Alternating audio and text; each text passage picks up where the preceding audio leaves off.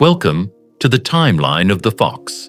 Where the makeup was a mask for deep-seated insecurity, the new drummer was a solution to a corporate crisis, and the tragedy played out in the shadow of a giant. To the public, he was a mythical character brought in to replace a founding father. But behind the kit, he was Paul Caravello, a man who stepped into a crumbling empire and provided the heartbeat it desperately needed to survive the decade. He was the fan who won the lottery, only to find out that the prize came with a heavy tax. Today, we are opening the file on Eric Carr, the man who didn't just join Kiss, but inadvertently helped reinvent the sonic architecture of the band, only to face a final battle that no amount of volume could drown out. This isn't just a rock story, it's a study in gratitude, frustration, and the brutal reality of being an employee in the business of dreams. To understand why Eric Carr became the adrenaline shot for a band on life support, we have to set the stage. The year is 1980. Kiss is not just a band, they are a walking, breathing corporation that is rapidly losing its stock value. The original quartet is fractured beyond repair. Peter Criss is out, leaving a void not just in the rhythm section, but in the band's marketable identity. Financially, they are titans, but internally, they are rotting. Gene Simmons and Paul Stanley aren't looking for a partner, they are looking for an employee who can play like a god, but take orders like a soldier. They need stability, they need power, and most of all, they need someone who hasn't been corrupted by the toxic internal politics and substance abuse of the 1970s. The band is coming off the massive marketing blitz of the 1978 solo albums and the NBC movie Kiss Meets The Phantom of the Park. The 4 solo albums were supposed to give the members breathing room to prevent a breakup. Instead, they just highlighted how far apart they had drifted. By the time they release Unmasked, the fan base is confused. The credibility is bleeding out. Into this chaos steps a stove repairman from Brooklyn who thought his dream was already dead. He wasn't part of the elite rock circle, he was a grinder. Today, we are deconstructing the life of Eric Carr, the outsider who walked into the crime scene of authenticity that was 1980s Kiss and managed to leave a legacy of pure integrity. We are going to look at how a 30-year-old unknown musician navigated the ego of rock gods, revolutionized their sound for the metal era, and faced a tragic end that still resonates today. Before the arenas, the merchandising and the pyrotechnics, there was simply Paul Charles Caravello. Born in Brooklyn on July 12, 1950, he wasn't a rock star in waiting. He was a working musician grinding through the unglamorous reality of the New York club circuit. Throughout the 1970s, he played in cover bands with names like The Cellarmen, Salt and Pepper, and Creation. These weren't stadium gigs, these were 3 sets a night, covering top 40 hits, while the clock ticked mercilessly on his career. But to understand Eric Carr's humility, you have to look at the scar on his psyche. On June 28, 1974, Paul was present at the Gulliver's nightclub fire in Port Chester, New York. It was a horrific tragedy that is often overlooked in rock history books, but it defined the man he became. A fire broke out in an adjacent building and engulfed the club. 24 people died that night, including members of his own musical circle, his keyboardist and a singer from the band he was touring with. Paul escaped, but he stood outside and watched the building burn with friends trapped inside. This wasn't just a scary moment, it was a defining trauma. It instilled in him a profound sense of the fragility of life. While Gene and Paul were building their myth of invincibility, Paul Caravello was acutely aware that the ride could end at any second. It made him grateful for every breath, a trait that would make him the emotional anchor of Kiss years later. By 1980, Paul is 30 years old. In the youth-obsessed industry of rock and roll, that is practically geriatric. He has resigned himself to the fact that the dream is over. He is working days delivering furniture and repairing stoves for his father's business, playing covers at night just to keep the pilot light of his ambition burning. He is talented, humble, and completely unknown. He is the antithesis of the rock stars he is about to join. He had even considered quitting music entirely just weeks before the opportunity of a lifetime appeared.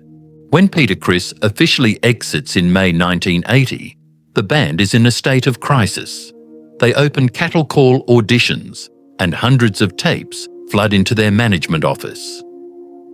Paul Caravello, sensing the odds are stacked against him, makes a choice that changes his life. He buys a bright orange envelope, a desperate, calculated move to stand out in a sea of grey mail. It works. The visual disruption catches the eye of a secretary, who puts it in the pile for Bill Alcoyne and the band to review. But the packaging only gets him in the room. The playing keeps him there. He walks into the audition room, not with an ego, but with a terrifying humility. He hasn't shaved his trademark moustache, he's wearing sneakers, and he looks nothing like a member of Kiss. But then he does something that completely disarms the corporate leaders of the band. He asks them to autograph a set list for him in case he doesn't get the gig. This moment is crucial to understanding the dynamic Gene Simmons and Paul Stanley are used to combat. They are used to the abrasive push and pull of Ace Frehley and Peter Criss. Suddenly, they are faced with a man who is grateful simply to be in the room. But when he sits behind the kit, the politeness vanishes. He doesn't play the songs with the loose, jazz-influenced swing of Peter Criss. He attacks them. He brings a heavy metal ferocity that the band hadn't realized they were missing. He isn't just keeping time, he is pushing the tempo, driving the unit forward with a double-kick drum technique that was becoming essential for the new decade of hard rock. He gets the job on July 1st, 1980, not because he looks the part, he definitely didn't at that moment, but because he plays like he's fighting for his life. And considering where he came from, in many ways, he is. Securing the role was only the first hurdle. Now, the corporation had to build a monster. The transition was not smooth. The initial concept for his persona was the hawk. We have sketches of this design, bright orange feathers, a beak-like nose design that painted a literal beak onto his face. It was a visual disaster. It looked like a mascot for a sports team or a character from a children's show, not a demon of rock. It was Paul Caravello himself who pivoted. He realized the hawk didn't fit his personality. He found the fox, wily, agile, and sharp. The makeup design finally clicked. It was sleek, aggressive, and distinct enough to stand alongside the demon and the star child without mimicking the Catman. But there was a cost. He had to shave his mustache, something he had worn for years as a security blanket. It seems trivial, but for him it was stripping away his last layer of civilian defense. He steps onto the stage at the Palladium in New York City on July 25th, 1980. This isn't a warm-up gig in a small town. It's New York City. The pressure was suffocating. He wasn't just replacing a drummer. He was replacing a fan favorite whose face was tattooed on thousands of arms. The fans were skeptical. They held signs asking, "Where's Peter?" Yet by the end of the first set, the skepticism had turned to curiosity. Eric played with a visual intensity, headbanging, thrashing, destroying his kit, that made the band look dangerous again. He wasn't trying to be Peter Criss. He was forcing the audience to accept Eric Carr. Eric's first studio contributions were on the 1981 concept album Music from The Elder.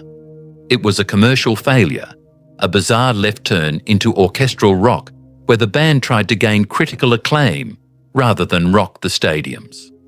Eric, the new employee, did what he was told, but he was confused. He had joined a hard rock band to play hard rock, and here they were recording a medieval fan fiction soundtrack with flutes and orchestras. But the correction came swiftly. Musically, Eric Carr altered the DNA of Kiss with the 1982 album Creatures of the Night. To understand this, we have to look at the physics of his playing. Peter Criss was a jazz-influenced drummer. He relied on groove and feel. Eric Carr was a blunt instrument of heavy metal. He idolized John Bonham's Thunder, and he brought that sheer weight into a band that was drifting dangerously close to soft pop. Listen to the opening track, Creatures of the Night. That drum sound, massive, reverberated, cannon-like, became a defining texture for 1980s rock production. While production techniques and engineering played a massive role, Eric was the catalyst. He hit the drums harder than anyone they had worked with. He utilized double bass drums with a proficiency that forced Gene Simmons to lock in and play tighter bass lines than he had in years. He filled the sonic space with tribal tom fills that became his signature. Songs like War Machine and I Love It Loud are built entirely around the architecture of Eric's drumming. He gave Kiss a modern edge, allowing them to compete with the rising tide of heavy metal acts like Iron Maiden and Judas Priest. While it is subjective to say he saved the band, it is a historical fact that his style provided the foundation they needed to rebuild their relevance in a heavier musical landscape. As the makeup came off on September 18, 1983 on MTV, Eric became the bridge to the fans. While Gene and Paul often maintained a mystique or a calculated distance, Eric was accessible. He was the nice guy in a band of larger-than-life characters. He replied to fan mail personally, often handwriting letters on tour buses. He stayed late to sign autographs. He understood that he was living a statistical improbability, and he never treated the fans as customers. He treated them as peers. Musically, he continued to evolve. On albums like Lick It Up and Animalize, his speed increased, matching the shredding guitar style of the glam metal era.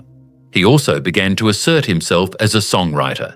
He co-wrote All Hell's Breakin' Loose, bringing a funk rap influence that showed he was listening to the streets, not just the charts. He also co-wrote Turn on the Night on the Crazy Nights album. But the most telling contribution was his voice. His rendition of Black Diamond Live became a highlight, often surpassing the intensity of the original recordings. He eventually took lead vocals on Little Caesar on the Hot in the Shade album in 1989. However, externally he was a rock star, but internally the dynamic was shifting. He was still, on paper, an employee, and as the decade wore on, the gratitude of 1980 began to curdle into the frustration of a creative artist who felt his voice was being capped by the two leaders of the corporation. He wanted to do more. He wanted to be an equal partner. But the structure of Kiss was a hierarchy, and by the late 80s, he was hitting the ceiling. The year is 1990. The band releases Hot in the Shade. Eric finally gets his lead vocal track with Little Caesar and performs a drum solo on the tour that features electronic pads and complex rhythms. He is at the height of his technical prowess, evolving with the technology of the time, but health becomes the silent antagonist. It starts with a cough, a nagging, persistent issue that he can't shake during the tour. He assumes it's bronchitis or exhaustion from the road. He pushes through because that's what the hired gun does. He shows up. He plays through the pain. When the tour ends, the diagnosis is shattering. It isn't a cold. In early 1991, he is diagnosed with a rare and aggressive form of heart cancer, specifically a hemangiopericytoma in the right atrium. The irony is cruel. The man with the biggest heart in the band is betrayed by it. He undergoes open heart surgery at Columbia Presbyterian Medical Center in New York in April 1991, He is optimistic. He is planning his return. But the cancer is aggressive, and the recovery is complicated. The narrative shifts from a rock star's hiatus to a fight for survival.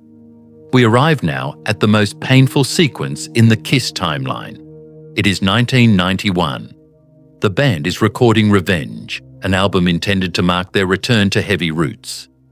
Eric is desperate to play on it, to prove he is still the Fox. But his body is failing him.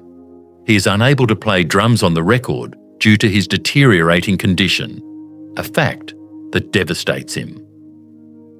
However, he manages to summon the strength to record backing vocals for God Gave Rock and Roll to You Too.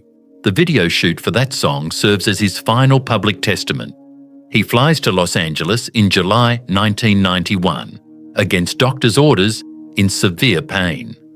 In the video, he is wearing a wig to cover the hair loss from chemotherapy. He looks frail. But watch his eyes. Watch the energy he summons when the camera is on. He is giving everything he has left to the entity that defined his adult life. It is a performance of pure will. On November the 24th, 1991, the music world stopped. But the headlines were dominated by the death of Freddie Mercury. And in the shadow of that massive global event, Eric Carr passed away at the age of 41. The thunder went silent, leaving a void that felt noticeably different from the one Peter Criss had left a decade earlier. This wasn't a business split, it was a family tragedy. Eric Carr was more than a replacement drummer. He was the volatility that the band needed to evolve. He bridged the gap between the theatrical 70s and the heavy 80s, and he did it with a grace that is rare in this industry. He remains the gold standard for how to carry a legacy while building your own. If you enjoyed this deconstruction of the history of the Fox, make sure to like and subscribe for more deep dives into rock history. Let me know in the comments. Do you think the heavy metal era of Kiss would have worked without Eric's specific style? See you in the next session.